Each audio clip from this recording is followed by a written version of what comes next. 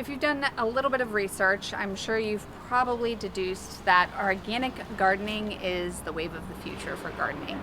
It is where everybody is headed, and for good reason. But organic doesn't necessarily mean what many of us might think it means. Everything from a commercial organic gardener on down to a backyard gardener can use all sorts of sprays to get the produce on your table and not have the pests totally destroy it. But if you're like me and are shooting for a no spray garden where you literally aren't doing much of anything for pest control, it takes something that doesn't really make sense at all in your vegetable garden, but it is absolutely crucial to achieving your goals. A lot of people may assume that I know native plants, and they would be wrong. This is something that I've been studying now for several years, and it is definitely still a work in progress. But because of my wildlife ecology and conservation background, I understand the value of ecosystems and diversity, and also planting things that naturally occur in our environments. So often when we go to the big box stores nowadays, you'll find beautiful plants that can survive here, but should they be is another question. When we're planting and working with native plants, we know that the pollinators that need those plants to live are going to be in our area because these plants are meant to be here. And so it kind of takes out some of the guesswork as to whether it's actually going to do well. And oftentimes these will be better acclimated, so you're going to see less issues with pests. You're not going to have to water as frequently. There's a lot of benefits with working with these native plants. But if you're like me and you don't really know a pineland heliotrope as opposed to a lanceleaf coreopsis, I have a few tips and tricks that I've learned along the way to help you fill in your garden appropriately without having to sit there and become a native plant specialist.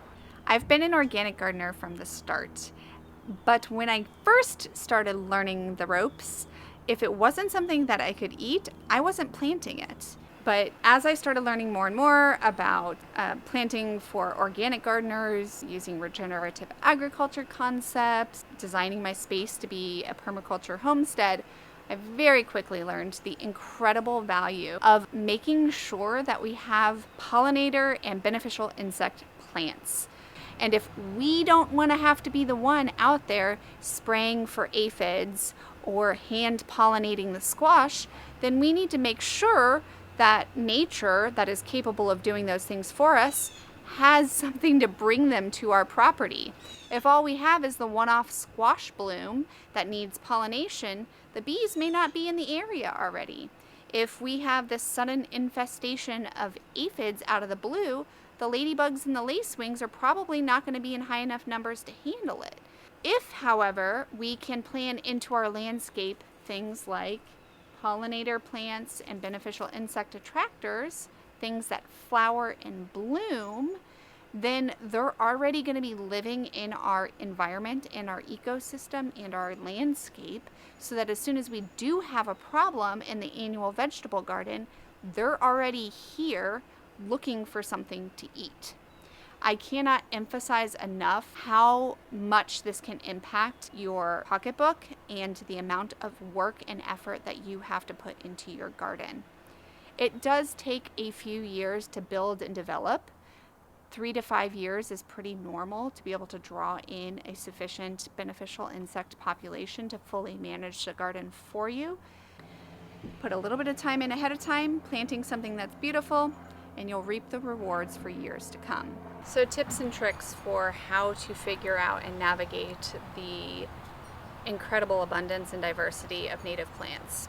Now, the easy button would be just going to a native plant nursery, Googling native plant nursery near me, or finding a reputable resource that specializes in native plants. When they sell both, sometimes you can end up with a lot of plants that aren't necessarily well suited to our climates, And when you work with just natives, you're kind of setting yourself up for a little bit more success. That being said, it is still important to know the right plant in the right place. The two things that I've found to be the most important when figuring out where to put your plant in the landscape is sun and water. I like to break it up into 4 quadrants, like sun and water, like sun and dry, likes shade and dry, likes shade and water.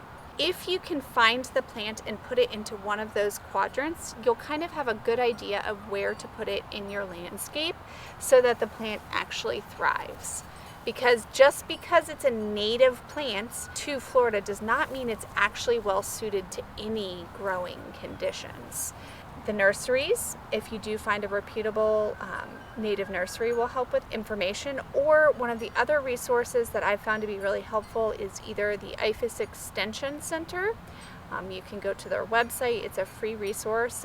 There's also county extension centers you can go to through IFAS where they'll help you figure out that plan. You can work with native nursery installers where they'll design a plan for you. Wild Floridian is also another YouTuber who is a great resource for native plants in particular. So you're going to have to do a little bit of research here. This is not plug and play. You can't just assume that it's going to grow in your area, but with a slight amount of research and a very generalized understanding of your landscape, you'll be able to make it easy enough to manage without much expertise. Once you've considered wet, dry, sun, shade, another really important factor is whether it is an annual, like this Tixie that I just planted, or a perennial, like this green eyes, for example. They all have a time and a place within your landscape, and there's nothing wrong with one or the other, but you need to know what you're getting into. Annuals are short-lived. They're going to have one growing season or a year before they die. The plant that you purchased dies. Whereas a perennial is going to live for several years, if not decades, depending on the plant. This immediately would seem like the better buy because you buy it once, you plant it, and you have it forever, as long as you put it in the right spot. The annuals, though, do have a lot of beauty.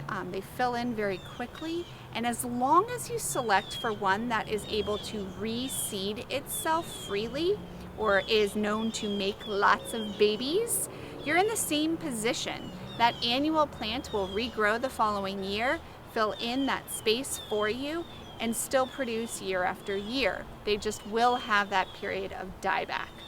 So after the sun and moisture, this would probably be the next most important decision or criteria to look at. In an urban landscape, you may not actually have all of the conditions that you're looking for when you find a beautiful native plant that you just have to find a spot for. This little fella here likes shade and moisture. Now, I don't necessarily have too much of that, but I'm going to use what's available to me. So I have a miracle berry to shade that out, and I have rich soil because the miracle berry also likes moisture. So I've taken the effort to amend this area of my garden space to have soil that's capable of holding onto that moisture a little bit better. But with that being said, watering is key. So even if you've picked a plant that is one that is drought tolerant or doesn't like a lot of moisture, that does not mean you plant it and forget about it, because I can almost assure you it will still die. Even the plants that don't need moisture after it's established still needs to be watered. My generalized recommendation is watering it once a day for the first week, switching to every other day the second week, every third day the third week, every fourth day the fourth week, until it takes care of itself. That's also what I recommend for fruit trees. But just keep that in mind because it's really easy to read the back of the sticker on the plant label, or to do a little research online and see that this plant does not like a lot of water and assume that you don't actually need to water it. You definitely do. Now that you've got my tips and tricks for planting and incorporating natives into your landscape, make sure to watch this video next on ground covers so you can continue beautifying your space while attracting all of those beneficial insects.